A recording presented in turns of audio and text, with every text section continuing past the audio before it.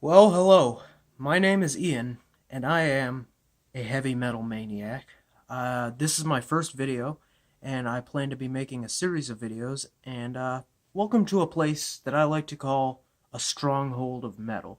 A place where people who are passionate about heavy metal music, people in the community, can come together and share their opinions, and where I, a heavy metal maniac, can also share some of my opinions and be a part of the community. I want to start something great here because metal is something that has a lot of fans. It is still a blooming genre. We have a lot of up and coming exciting bands, and I think that we should all enjoy it and keep it going. You know.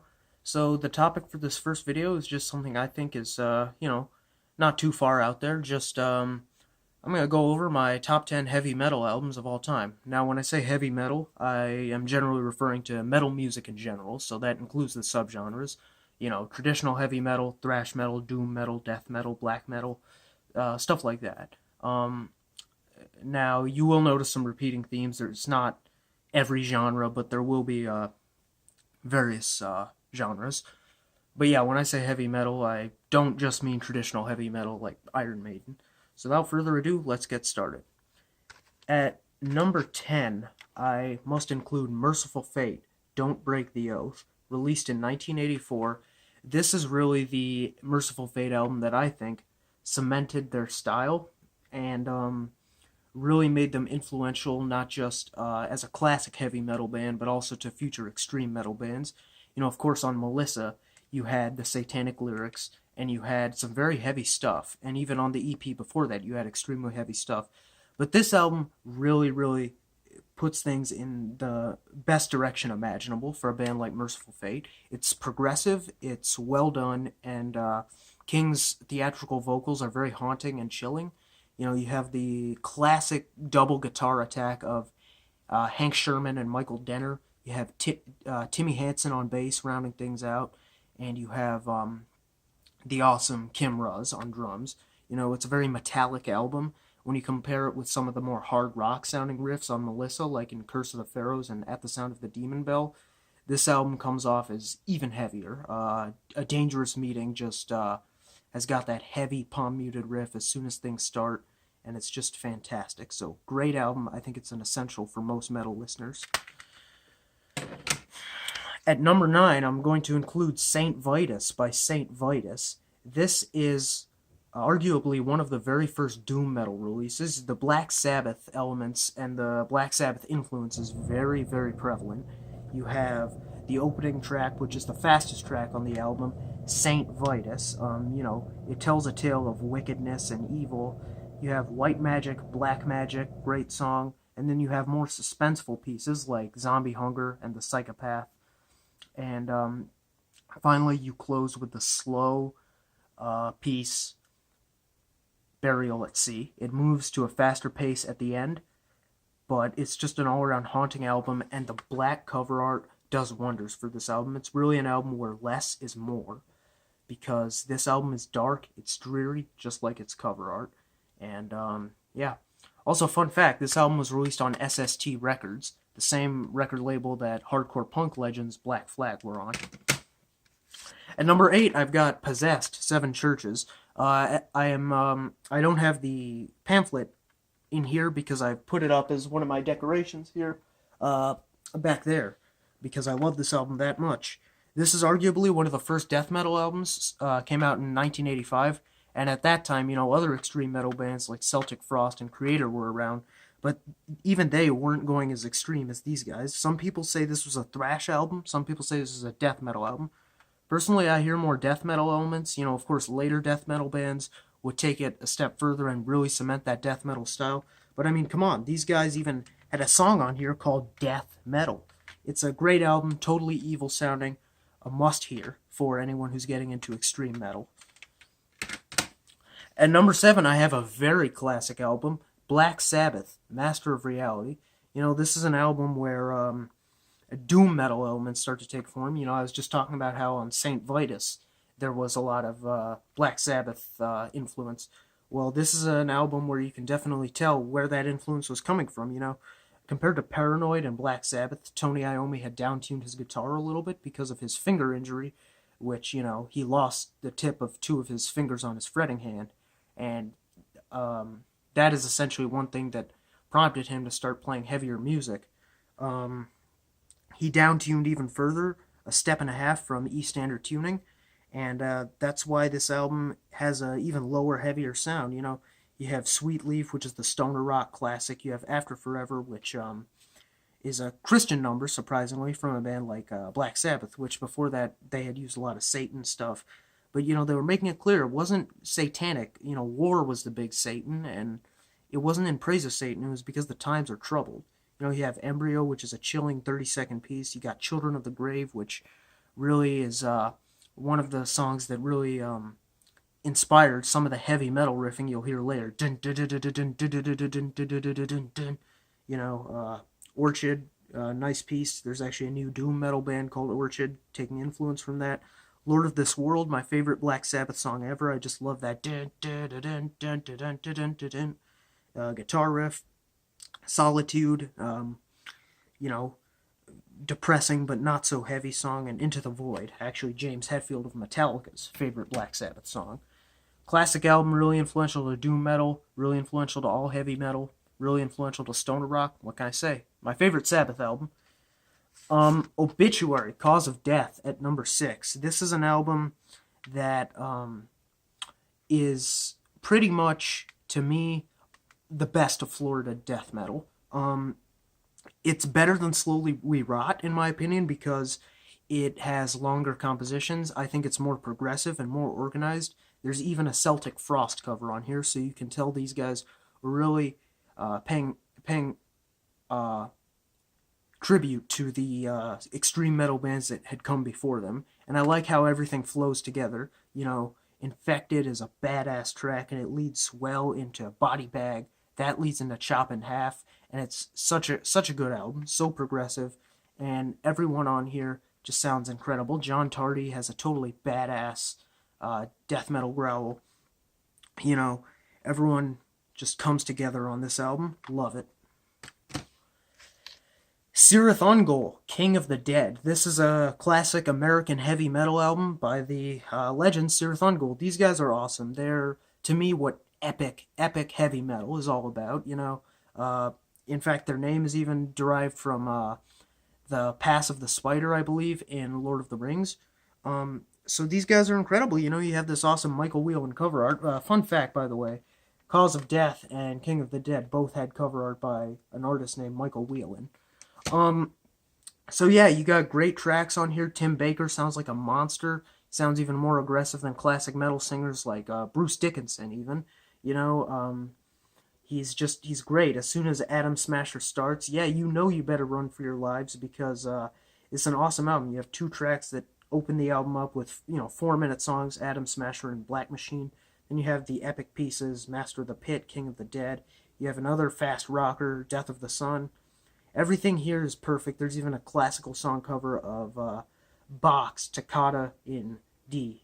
So that's awesome. And great album. Number 4, Cathedral, Forest of Equilibrium. Now, Cathedral are a very cool band. They took influence from bands I've mentioned previously, Cirith Ungol, St. Vitus. These guys, though, on this album, they played some pretty dark doom metal. This is not an album for a first-time doom metal listener.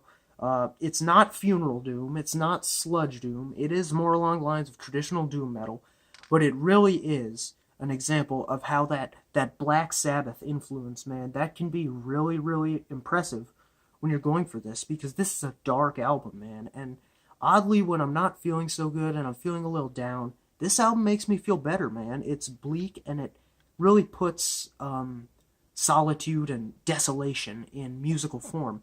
And every song on here is perfect. They're long, they're beautiful, honestly. Commiserating the Celebration is totally badass, well composed. Ebony Tears and Serpent Eve, awesome doom tracks. Soul Sacrifice is the 4th song, and it's the one song to up the tempo. Funeral Quest, Equilibrium, Reaching Happiness, Touching Pain, awesome songs.